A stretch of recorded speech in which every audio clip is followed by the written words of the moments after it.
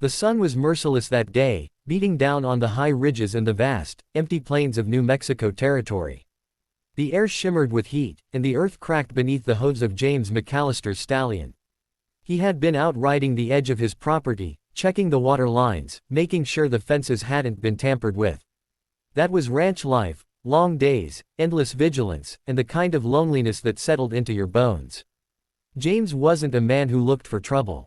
Life had already given him his share of scars, both on his skin and deeper where no one could see. His wife had died 3 winters back, fever taking her in less than a week. Since then, James kept to his cattle, his land, and his silence. He spoke little, worked hard, and let the wide open sky fill the empty space where his heart once lived. But trouble had a way of finding him. It started with the sound, faint at first, carried by the dry wind, like the frantic pounding of hooves and the desperate cry of someone running for their life. James reined in his stallion, squinting down into the canyon below. His sharp eyes, trained from years of watching for strays and rustlers, caught sight of a figure stumbling along the dry creek bed. It was a woman. Her dress was torn, dust clinging to the fabric and to her skin. Her hair, once pinned neatly, now hung in wild tangles. She stumbled, nearly falling, then pushed herself forward again, as though sheer willpower was the only thing keeping her legs moving. Behind her, 2 riders thundered down the canyon, their guns glinting in the sun. They weren't chasing her for sport, this was a hunt, and she was their prey. James's jaw tightened. He didn't know her, didn't know what mess she had found herself in, but a man didn't stand by and watch wolves tear down the helpless. Not out here, not in his country. He nudged his stallion forward, urging him down the rocky slope. Loose stones scattered under the horse's hooves, but James rode steady, rifle slung across his back. As he neared the bottom, one of the riders raised his pistol, aiming it at the woman's back. Not on my watch, James thought. In one swift motion, he unslung his Winchester, bracing it against his shoulder. A single shot rang out, echoing against the canyon walls. The bullet struck the dirt just inches in front of the rider's horse, sending the beast rearing in panic. The outlaw cursed, pulling back hard on the reins. Back off. James's voice boomed across the canyon, steady as iron. The second rider slowed, eyeing the rancher with narrowed eyes. He wasn't used to interference, that much was clear. This ain't your concern, cowboy, he shouted. James kept the barrel leveled, his gaze fixed. She's under my protection now. Ride out while you still can. For a moment, tension hung heavy in the air. The riders looked at each other, weighing their chances. They were armed, sure, but they also knew the type of man who stood before them, the kind who wouldn't miss a second shot. And there was something in his stance, in the way he sat his horse, that told them he wouldn't hesitate. Finally, with a curse and a spit into the dust, they pulled their horses around. This ain't over, one of them growled. You don't know what you've stepped into. James said nothing, watching until the sound of their hooves faded into the distance. Only then did he turn his attention to the woman. She had collapsed against a boulder, her chest heaving as she tried to catch her breath. Her hands trembled, clutching at her torn skirt, and her eyes darted around as though expecting the riders to reappear at any second. James dismounted and approached slowly, lowering his rifle. He knew better than to rush a frightened creature. You're safe now, miss, he said. His voice softer than before, though his heart still pounded with the rush of the encounter. She looked up at him, her eyes wide and filled with fear, and something else. Relief, maybe. Or desperation. She reached for his hand, and he offered it, pulling her gently to her feet. Thank you, she stammered, her voice cracked from dust and exhaustion. Name's James McAllister, he said, studying her. She was young, maybe mid-20s, though hardship had already left its mark. You hurt. She shook her head quickly, though her knees threatened to give out beneath her. No, just shaken. I can't believe you stopped them. Didn't have much choice, James replied. His gaze swept the horizon. Out here, a body learns to step in, or the land swallows the weak whole. Tears welled in her eyes, but she blinked them back fiercely. My name's Clara, she whispered, her voice trembling. And you don't understand, they'll never stop. It's not just me they're after, it's what I know. James felt a chill crawl up his spine despite the heat. He had thought this was simple, 2 outlaws chasing down a helpless woman, nothing more. But Clara's words carried weight heavier than bullets. Something about the way she scanned the canyon, her shoulders tense, told him this wasn't a chance encounter. He crouched slightly, meeting her eyes. Then I reckon you'd better start talking. If I'm gonna put my neck out for you, I need to know why. But Clara only shook her head, glancing around again as though the very air was listening. Not here, she whispered. It's not safe. They'll come back. They always come back. James stood, running a hand across his stubbled jaw. He didn't like mysteries, and he sure didn't like being dragged into someone else's war. But he couldn't walk away either, not after what he'd seen. That wasn't the kind of man he was. He offered her his hand again, firmer this time. Come on. My ranch is a ways off. You can rest there, and when you're ready, you can tell me what in God's name this is all about. Clara hesitated, glancing toward the horizon where her pursuers had vanished. Then, slowly, she placed her hand in his. As James helped her onto his horse, he couldn't shake the feeling that he had just crossed a line he couldn't uncross. By saving Clara, he had stepped into something dark, something bigger than him, bigger than his ranch, maybe bigger than the whole territory. And yet, as the stallion carried them toward the distant silhouette of his homestead, James knew one thing for certain: trouble had found him again. But this time, it wasn't just trouble. It was a deadly game. And he was now a player, whether he liked it or not. The prairie night was alive with sound. The wind whistled low through the cracks in the walls of James McAllister's cabin, carrying with it the dry scent of sagebrush and dust.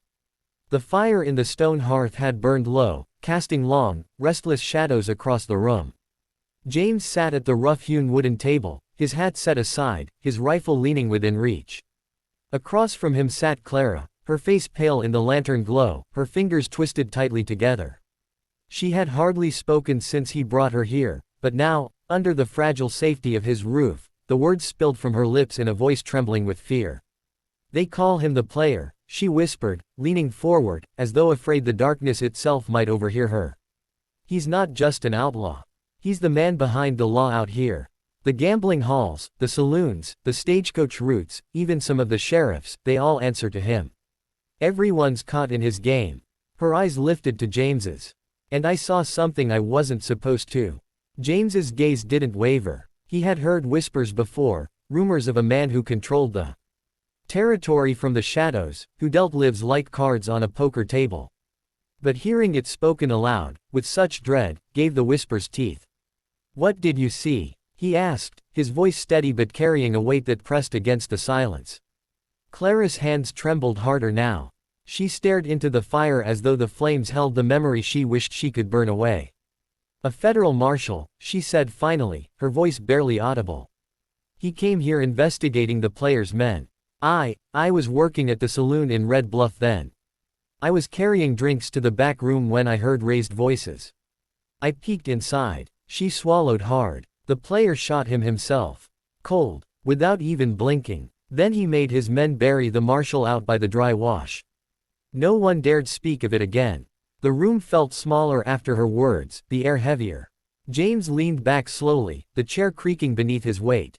Killing a federal marshal was no ordinary crime, it was a death sentence for anyone caught. If word of that ever reached the wrong ears, the player's empire could collapse. No wonder they wanted Clara silenced. You're sure? James asked, though he already believed her.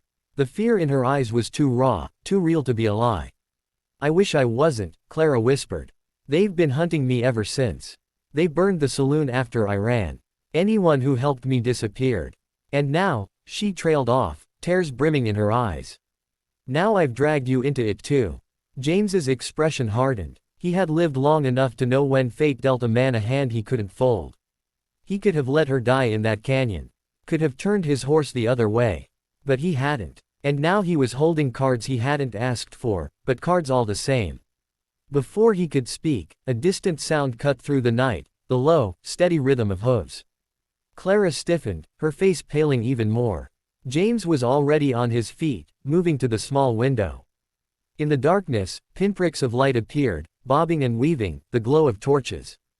They were coming fast, too many to be mistaken for travelers. They've found us, Clara whispered, her voice breaking. James's jaw tightened. He checked his rifle, sliding fresh rounds into the chamber with a metallic click that sounded like a promise. How many? Half a dozen, Clara guessed, clutching the edge of the table. Her voice trembled. Maybe more. James turned to her, his face set in grim determination. You said this was his game. He handed her a smaller revolver from the shelf, the metal cool and heavy in her hand. Well, maybe it's time someone changed the rules. Her fingers shook as she gripped the weapon. I'm not a fighter. You don't have to be, James said firmly. You just need to stand your ground. Out here, that's half the battle. The torches grew brighter, the thunder of hooves louder, until the night seemed to vibrate with the weight of approaching violence. James pushed the table against the door, then motioned for Clara to crouch low by the hearth. He positioned himself near the window, rifle braced, every muscle tense. Moments later, voices called out from the darkness. McAllister. The shout was rough, dripping with arrogance. We know she's in there. Hand her over, and maybe we'll let you keep breathing. James raised his rifle, peering out. He could make out at least 8 riders now, their torches throwing grotesque shadows across the land. These weren't common bandits. They rode with confidence, like men who believed themselves untouchable. He answered with a calmness that belied the storm brewing inside him. You want her, you'll have to come through me. The laughter that followed was cruel. That can be arranged. A gunshot split the night, shattering one of the cabin's windows. Clara screamed, ducking lower.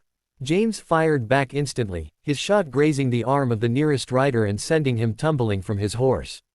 Chaos erupted. Bullets whined against the cabin walls, sparks flying as lead struck stone and wood. The smell of gunpowder filled the air.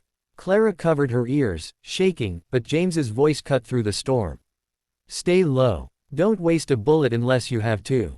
The fight raged on. James fired, reloaded, fired again, each shot deliberate, precise.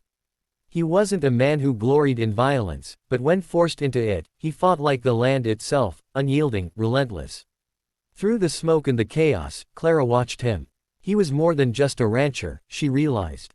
There was something in the way he stood, in the steady rhythm of his actions, that spoke of a man who had faced death before, and lived to tell of it. The outlaws circled, shouting, trying to flush them out, but James held his ground.